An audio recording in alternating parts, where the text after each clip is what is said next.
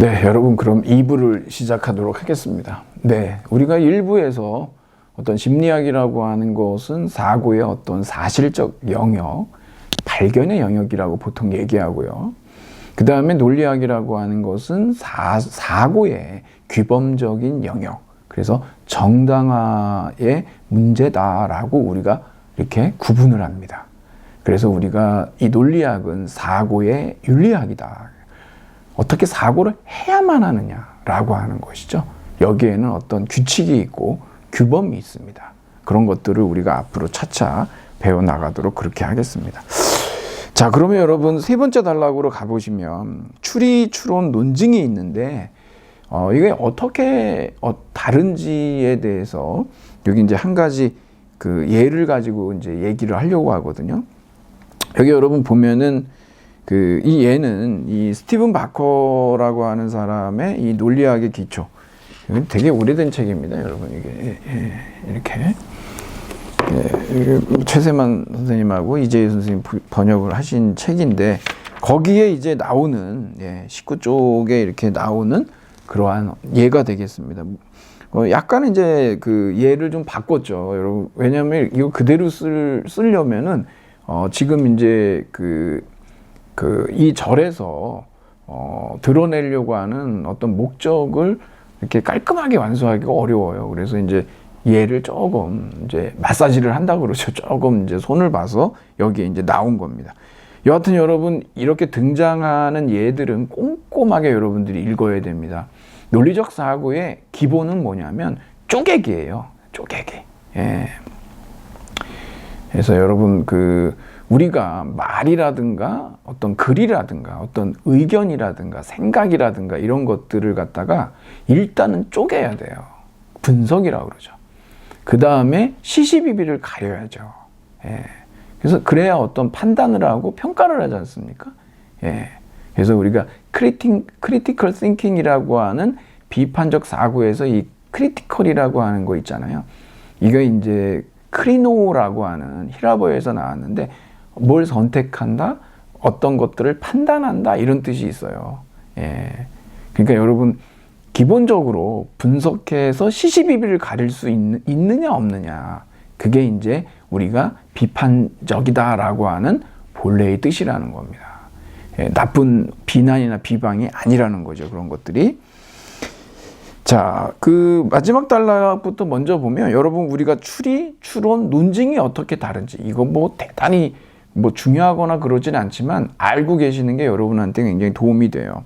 일단 논리학에서 추리라고 하는 것은요, 이미 알고 있는 사실로부터 새로운 사실을 이끌어내는 생각의 과정이다라고 하는 것이죠. 근데 여러분 여기서 그냥 막 이끌어내는 게 아닙니다. 이게 그냥 이끌어내는 것이 아니고 어떻게 해야 되냐 그러면 이게 연역 논리학에서 쓰이는 특별한 용어이긴 하지만 타당하게 올바르게 끌어내야 돼요.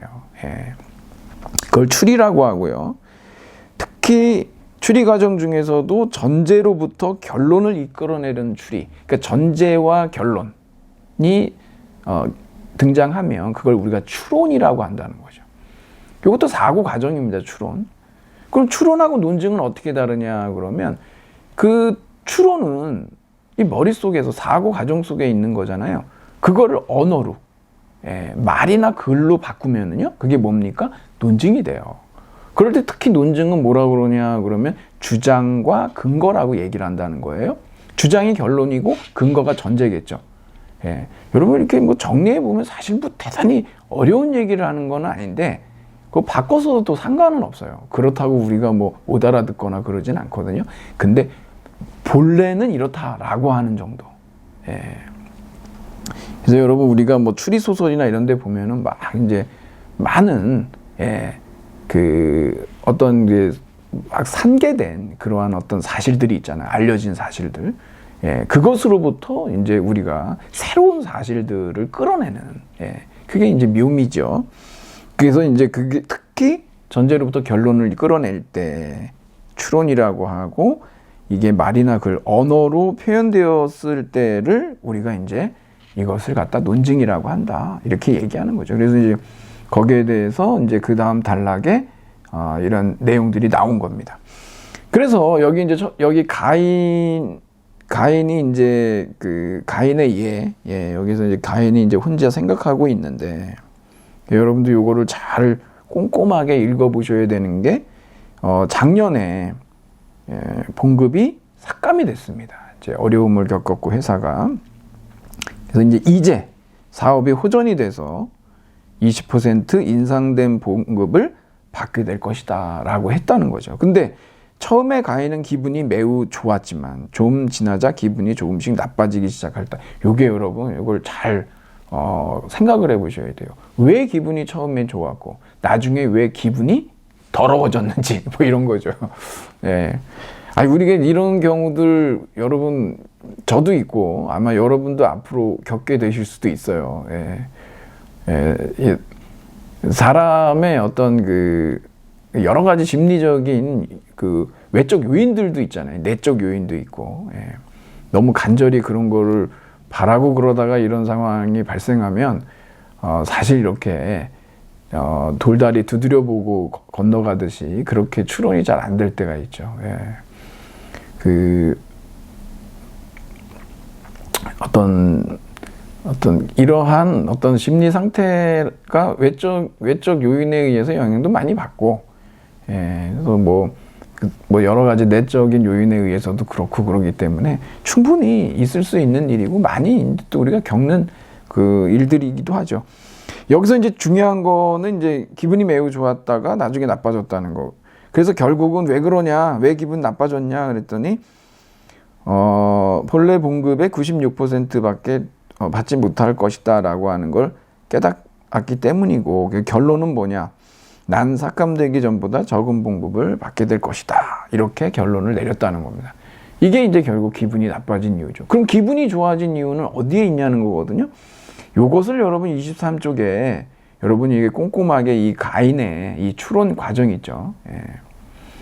이걸 이제 이게 논증 과정으로 이제 우리가 표현을 할 수가 있는데, 그래서 전제들이 나오죠. 전제 1 동의하실 수 있죠. 전제 2가 나옵니다. 또 작년엔 100만 원을 받았어요. 금년에는 20% 삭감돼서 80만 원을 받고 있었습니다. 그런데 그 사장이 경기가 호전돼서 이달부터 20%를 올려준다고 그래요. 여기까지가 이제 전제들인데, 여기서부터 이 기분이 뭐 맨 처음엔 날아갈 듯이 기뻤다가 나중에 기분이 안 좋아지고 언짢아지는 일이 벌어지는 이유가 이것들에 대해서 올바르게 추론했느냐 그렇지 못했느냐의 문제거든요. 지금 여기서는 이제 기분이 나빠진 거죠. 왜?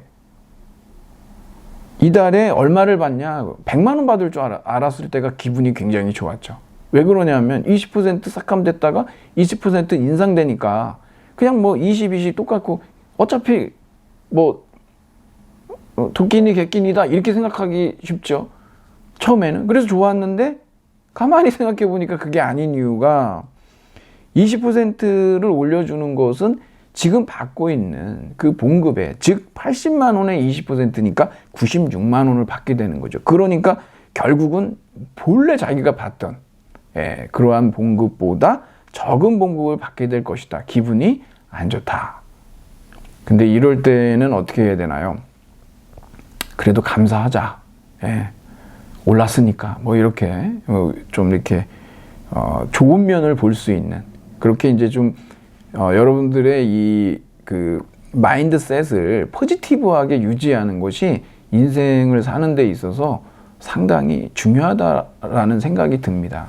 왜 그러냐면 이 멘탈 헬스가 그렇게 해야 유지가 잘 될 수 있거든요. 굉장히 필요합니다, 이 감사라는 게.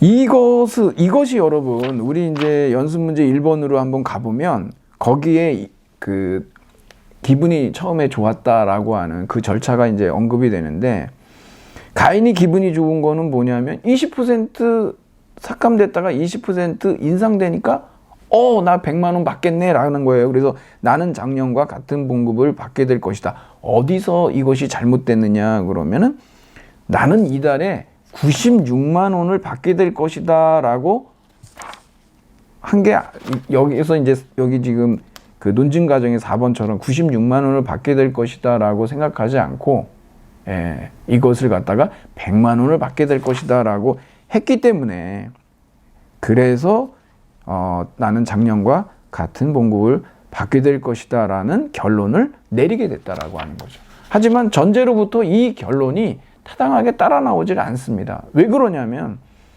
이달부터 20%를 올려준다라고 했기 때문에 작년 기준이 아니라 금년 기준이다라고 하는 거. 이것을 이걸 캐치했느냐 못했느냐에 따라서 기분이 천당과 지옥을 오고 가는 상황이 이제 벌어지게 된 것이죠. 네, 아주 그 안타까운 예지만 얼마든지 우리가 일상에서 이제 접할 수 있는 그러한 예이기도 합니다. 네, 그래서 우리가 이제 이 스티븐 바커의 책에 보면은 그 중간쯤에 이렇게 나와 있어요. 이것은 그녀에게 그러니까 20% 인산된 봉급을 받게 될 거라고 했기 때문에 이것은 그녀에게 기분 좋게 여겨지겠지만 그것이 그녀의 봉급이 전만큼 많아진다는 것을 의미하는가? 뭐 이런 거죠. 오르긴 올랐어요. 하지만 그 예전만큼, 그러니까 처음에 받던 그 100만 원을 받게 된다는 것을 의미하느냐라고 하는 거죠. 따져보니까 그렇지가 않다라고 하는 겁니다. 자, 여러분 제가 이제 말씀드린 대로 하나 더 우리가 이제 논리 퍼즐을 좀 살펴볼 텐데, 아까 제가 여러분 논리학과 논증 이 영상을 시청하시기 이전에 여러분들이 이제 논리 퍼즐을 한번 풀어보시고 그 다음에 시청했으면 좋겠다라고 제가 이제 말씀을 드렸어요. 그래서 이제 거기에 이제 나온 제가 이제 제시해드린 이 문제가 여러분들이 이제 읽어보시면 하여튼 이 세 사람이 일직선으로 의자에 한 명씩 앉아 있고 모자는 이제 빨간색 모자 2개, 흰색 모자 3개가 있는 거죠. 그리고 이제 3명을 이제 일직선으로 앉혔으니까 이제 눈을 감게 한 다음에 이제 사회자가 그냥 5개 모자 중에 그냥 무작위로 임의로 하나씩 골라서 이제 3명한테 씌워줬습니다. 그리고서 이 사람들한테 눈을 뜨라고 한 후에 각자 앞을 보면서 자기 모자 색깔이 무엇인지를 맞춰봐라 그랬던 거죠. 여러분들 아마 이게 어렵지 않게 해결을 잘 하실 수가 있으실 텐데요. 여기 이제 맨 뒤에 있는 사람, 뒤에서부터 A, B, C로 하는 거죠. 맨 앞에 있는 사람 C라고 해서 A는 앞에 두 사람을 보더니 자기 모자 색깔 모르겠다라고 했대요. 그리고 또 B도 앞에 앉아있는 C를 보더니 자기도 자신이 쓰고 있는 모자 색깔을 모른다라고 말했다는 거죠. 그랬더니 앞에는 아무도 없어서 자기 모자 색깔을 모를 것 같다라고 생각하기 쉬운 이 C가 자기 모자 색깔이 흰색이다라고 이렇게 추리를 했다는 겁니다. 이게. 만일에 여러분 여기에서 이게 여기 정확하게 추리했다 이렇게 돼 있는데 그러지 말고 그냥 우리 일반적으로 이런 얘기를 해서 어떻게 흰색인지 알았냐? 이렇게 물어봤더니 그 친구가 만일에 이렇게 얘기할 수 있죠. 심리학인 경우에는 이럴 수 있을 거예요. 그냥 제가 원래 흰색을 좋아하거든요. 그러니까 자기가 무슨 색깔의 모자를 쓰고 있는지에 대해서 추론을 통해서 맞춰보라고 얘기를 했는데 이 사람은 그냥 제가 보통 흰색 모자를 좋아해서 흰색이라고 그랬는데요. 이렇게 할 수도 있겠죠. 예. 이것은 특별한 사고작용도 아니고 무슨 분석이나 추상을 한 과정을 거친 것도 아니에요. 추론이 아니라는 거죠. 예. 또는 흰색 모자가 좀 추론을 했겠지만 흰색 모자가 그래도 빨간색 모자는 2개인데 흰색 모자 3개니까 그럼 확률적으로 높아서 흰색 아닙니까? 그래서 흰색이라고 했는데요. 이렇게 주장할 수도 있겠죠. 예. 하지만 물론 흰색이 좋아서 그랬다. 자신의 어떤 기호나 선호도를 가지고 얘기한 것은 훨씬 더 거리가 있지만 어찌됐든 이런 식의 모자의 숫자에 따라서 또 자기의 주장했다라고 하는 것도 지금 우리가 살펴보려고 하는 이 논리 퍼즐에 따라서 이 문제를 해결하는 이러한 타당한 절차를 따르는 것에 비해 볼 때에는 확실히 우리가 이제 받아들이기 어려운 그러한 신뢰하기 어려운 근거에 의한 결론이다라고 하는 것을 알 수가 있죠. 그러면 우리가 이것을 갖다가 한번 믿을 만한 절차, 그러니까 좋은 추리를 통해서 이러한 결론, 흰색이라고 하는 흰색 모자라고 하는 결론을 도출하는 과정을 한번 우리가 살펴보자는 거죠. 여기에서 우선 우리가 중요한 것은 크게 우리가 두 가지의 어떤 근거를 우리가 놓쳐서는 안 된다라는 겁니다. 첫 번째는 뭐냐면 빨간색 모자 2개, 흰색 모자 3개, 그래서 모자가 총 그렇게 5개가 있다라고 하는 것을 우리가 놓치면 안 되겠고, 두 번째는 뭐겠습니까? 그 A하고 B하고 자신이 어떤 색깔의 모자를 쓰고 있는지를 모른다라고 했던 이 두 가지의 근거들을 우리가 놓친다면 이 문제는 해결할 수가 없는 것이죠. 그러니까 여러분들이 이것들을 근거로 해서 우리가 추론을 해 나가면, 그러면 여기 이제 C의 모자 색깔이 왜 흰색인지, 그것이 왜 올바른 추리인지, 좋은 추리인지를 알 수가 있는 것이죠. 가볼까요? 여러분, 일단 A가 볼 때는, 지금 이제 맨 뒤에 있는 A입니다. A가 볼 때는 B하고 C가 쓸 수 있는 경우의 수가 총 4가지죠. 그러니까 여러분, 여기 빨간색 모자, 빨간색 모자, 빨간색 모자, 흰색 모자, 흰색 모자, 빨간색 모자, 흰색 모자, 흰색 모자, 이렇게 쓸 수가 있는 거예요. 근데 여기서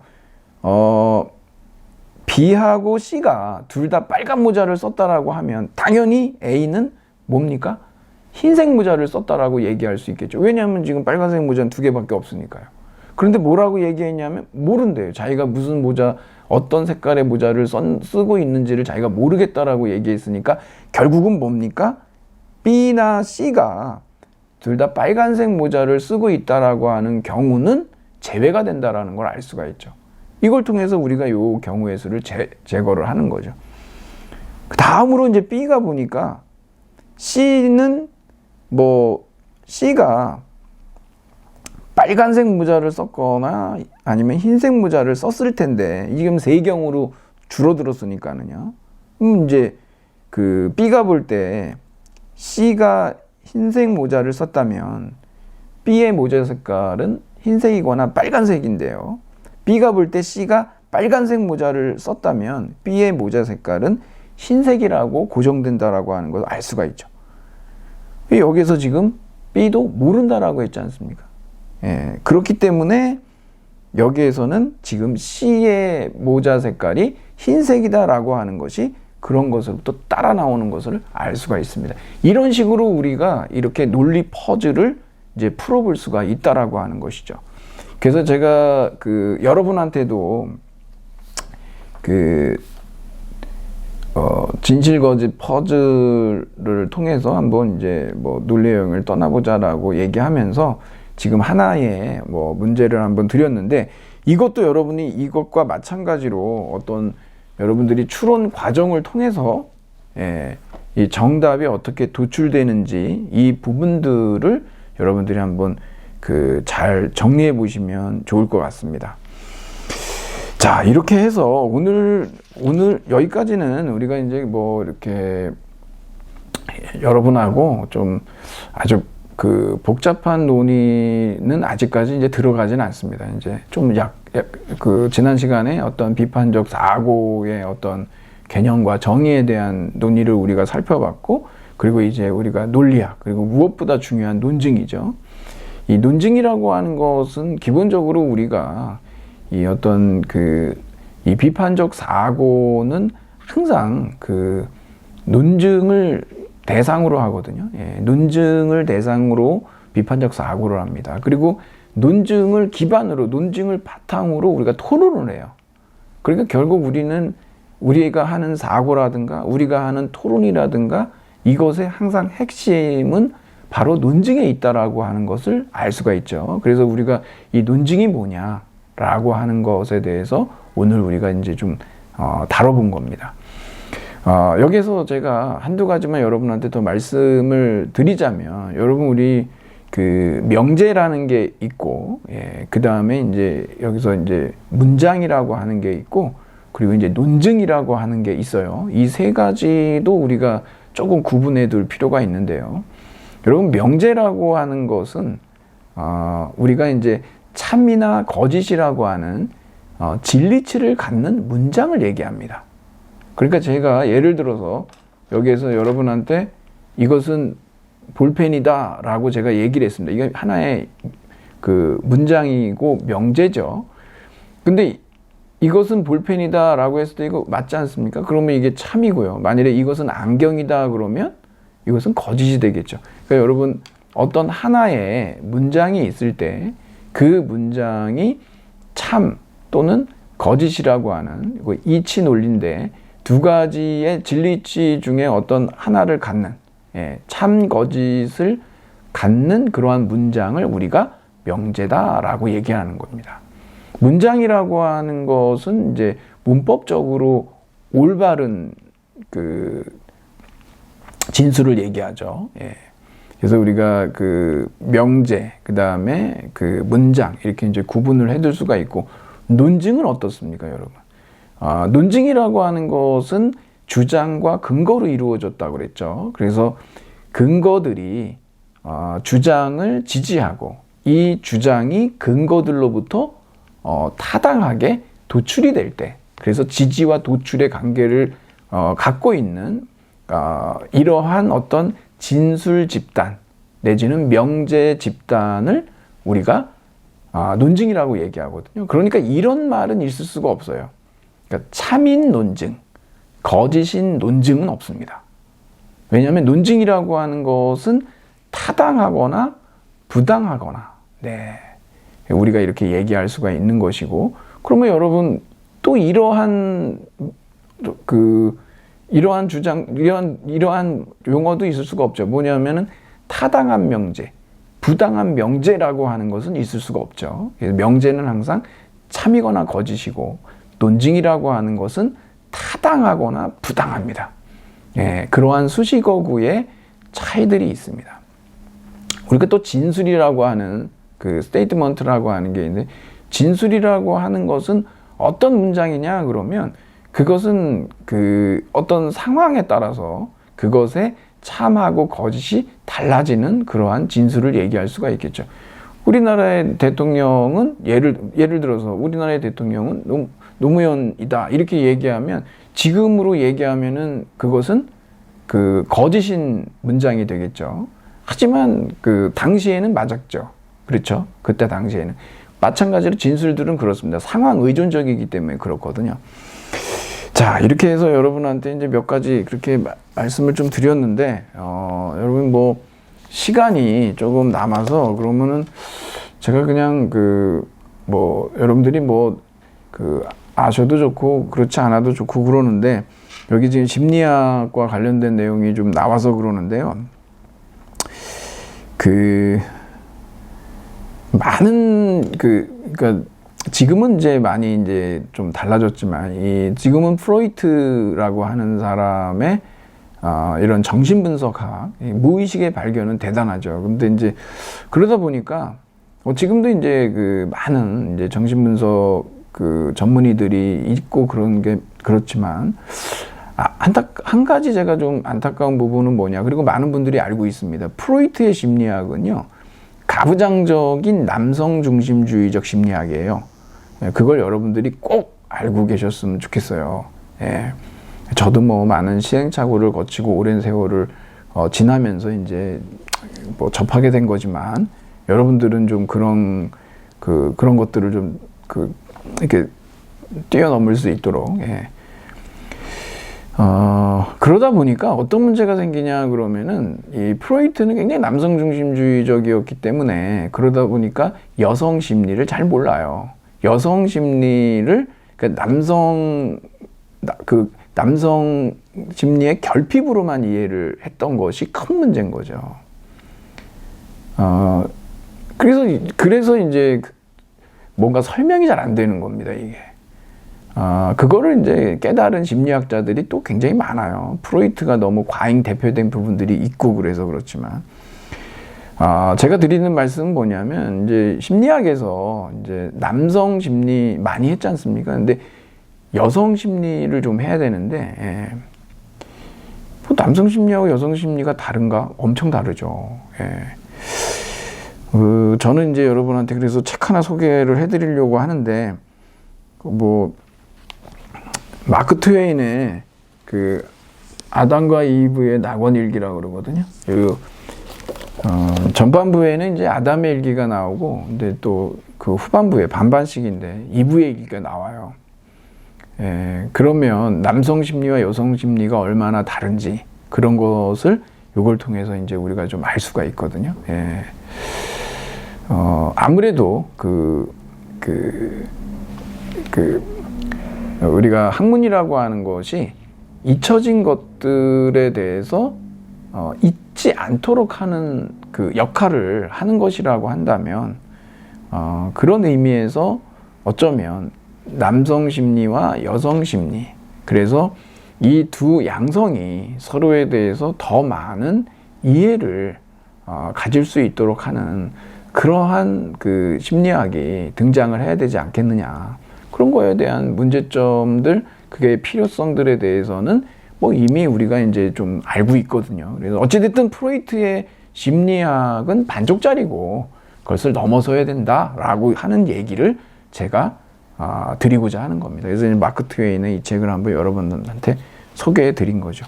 오늘 이 논리학하고 심리학의 어떤 차이점에 대한 얘기를 하다가 제가 이제 여러분한테 조금 더 나가서 이런 설명을 드렸습니다.